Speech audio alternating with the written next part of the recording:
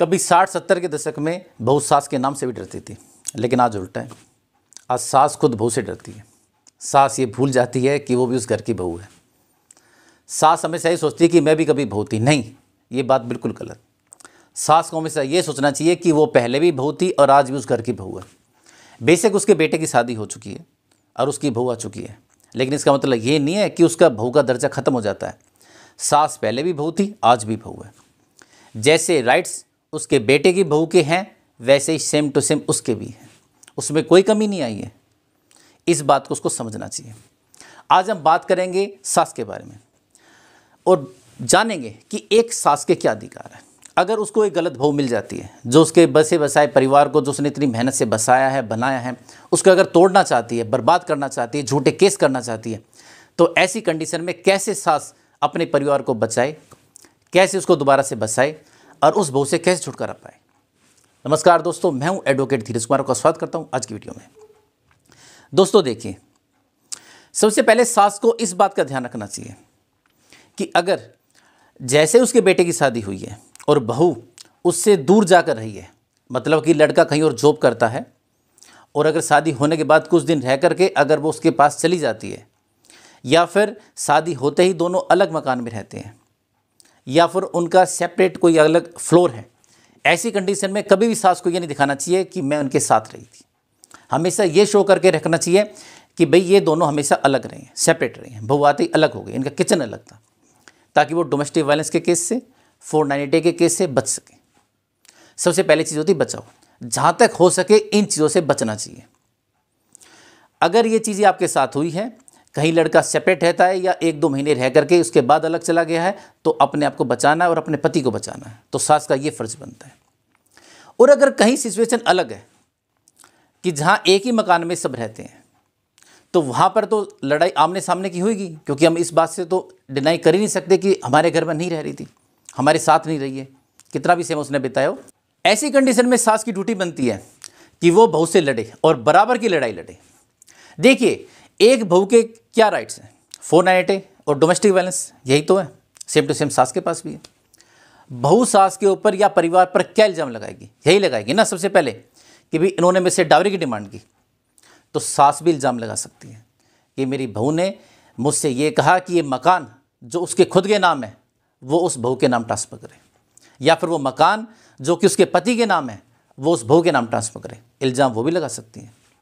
एक बहू क्या कहेगी कि मुझे मारा पीटा गया, तो सास भी कह सकती है कि मेरी बहू ने भी मेरे को मारा पीटा, उसने मेरे ऊपर हाथ उठाया।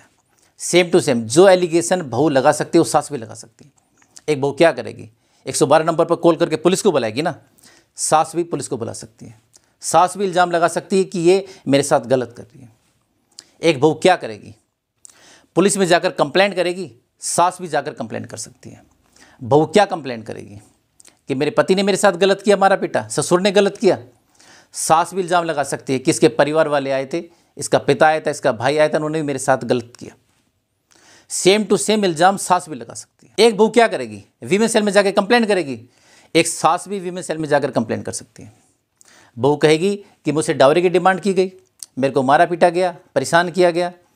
एक सास भी कंप्लेंट कर सकती है कि मेरे को भी मारा पीटा गया, मेरे को भी परेशान किया गया। इसने भी, बहू ने कहा कि मैं जो प्रॉपर्टी है, जो मेरा पैसा है या मेरे जेवर है, इसके नाम करूँ, इसको दूँ। अगर एक बहू वीमेन सेल में कंप्लेंट करती है तो सास को भी सेम टू सेम कंप्लेंट डाल देनी चाहिए। देखिए, वीमेन सेल सिर्फ इस बात के लिए नहीं है कि 490 की FIR रजिस्टर करेगा। वो हर प्रकार की किसी भी स्त्री की कोई भी समस्या हो, कोई भी प्रॉब्लम हो, उसको सॉर्ट आउट करने के लिए बना है। तो ये नहीं कि बहू की सुनी जाएगी, एक सास की भी सुनी जाएगी। अगर बहू की कंप्लेंट वहाँ चल रही है तो सास की भी चलनी चाहिए। अगर बहू के इल्ज़ाम लगे तो सास के भी लगने चाहिए। वो घर जो कि एक अच्छा घर था, उसको सास ने बसाया, बहू ने नहीं। बहू तो उसमें आई है। सास ने कितनी मेहनत की, कितने सालों की मेहनत लगी हो इसकी, 20-25 साल की, कि घर को बनाना, घर को तैयार करना, बेटे को, पति को अपने अनुरूप बनाना और एक अच्छे संस्कार देना। लेकिन बहू आते ही उसमें सिर्फ डिमांड के चक्कर में या अपने बॉयफ्रेंड के चक्कर में सब कुछ सत्यानाश कर डालती है। ऐसी सिचुएशन अगर आती है तो सास को लड़ना चाहिए, बहू को छोड़ना नहीं चाहिए। ये नहीं कि बहू ने कंप्लेंट कर दी, सास आराम से घर में बैठी हुई है, नहीं।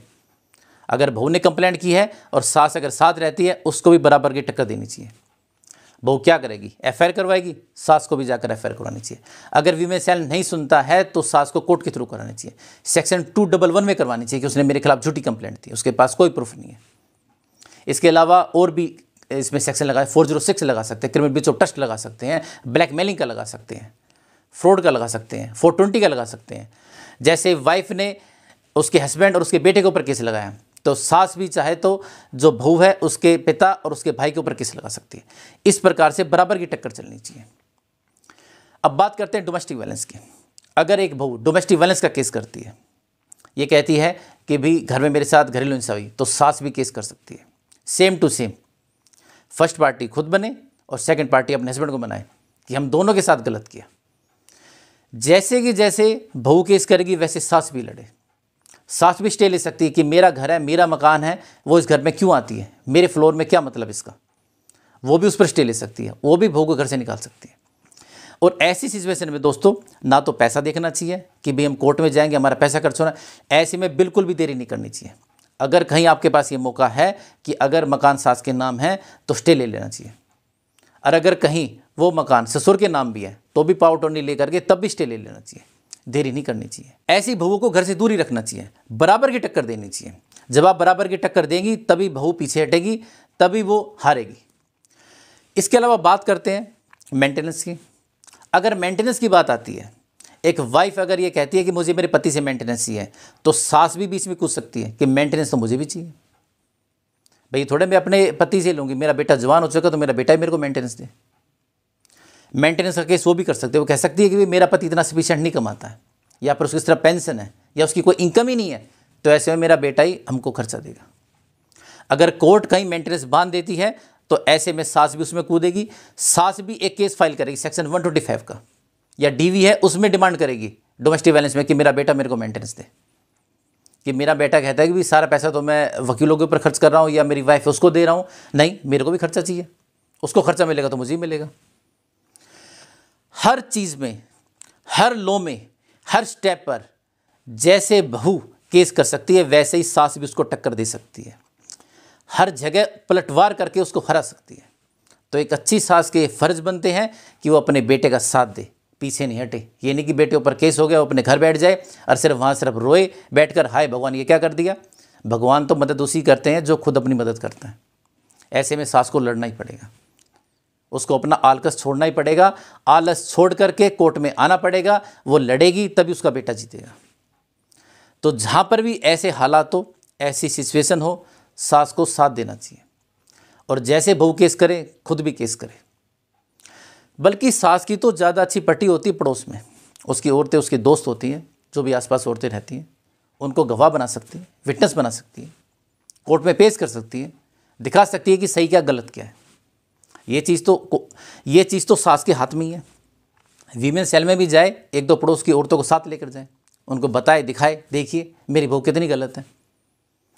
इसके अलावा पुलिस स्टेशन में भी लेके जा सकती है। पुलिस कहीं अगर गलत एफआईआर कर रही हो तो पुलिस वहाँ रुकेगी। कोर्ट में भी लेके जा सकती है, जिस साहब का भी माइंड डाइवर्ट किया जा सकता है, गवाही करवाई जा सकती है उन औरतों की। इस प्रकार से सास पता नहीं कितना बड़ा रोल अदा कर सकती है। बहू को हराना कोई बड़ी बात नहीं है, क्योंकि बहू तो वो भी है और वो उससे ज़्यादा पुरानी बहू है, उसका ज़्यादा वहाँ पर असर है, वो ज़्यादा लोगों को जानती है, उसका मान सम्मान ज़्यादा महत्व रखता है क्योंकि उसने वहाँ जीवन जिया होता है। बहू का क्या है, वो तो अभी तो आई थी साल 2 साल पहले, उसका क्या है। ऐसे में सास को खुद इन चीज़ों पर एक्शन लेना चाहिए। हर वो केस जो बहू करे सास भी कर सकती है। अगर बहू गलत इल्ज़ाम लगाती है कि भी मेरे ससुर ने या उसके बेटे ने उसके साथ गलत किया, कुछ भी, चाहे वो 354 के आरोप है, तो सास भी लगा सकती है। जहाँ भी बहू गलत करे सास को उसको ऐसे ही पलटवार करके जवाब देना है। तो दोस्तों ये मत समझिए कि सास भी कभी बहू थी, नहीं, ये समझिए कि सास आज भी बहू है। जैसे उसके बेटे की बहू है ऐसे वो भी बहू है, और वो भी उसको टक्कर दे सकती है, पलटवार कर सकती है। तो दोस्तों आज की वीडियो थी आज की सास के बारे में कि एक अच्छी सास का क्या फ़र्ज़ है, एक अच्छी माँ का क्या फ़र्ज़ है और उसको क्या करना चाहिए। तो दोस्तों अगर आप मुझसे कॉन्टैक्ट करना चाहते हैं तो नीचे दिए मेरे नंबर 9278134222 पर कॉल करके मुझसे कॉन्टैक्ट कर सकते हैं। अगर आप मुझसे मीटिंग करना चाहते हैं दिल्ली द्वारका कोर्ट में या सुप्रीम कोर्ट में, मेरे चैम्बर में आकर मुझसे मीटिंग कर सकते हैं। तो मिलते हैं एक नई वीडियो में नई जानकारी के साथ, तब तक के लिए नमस्कार।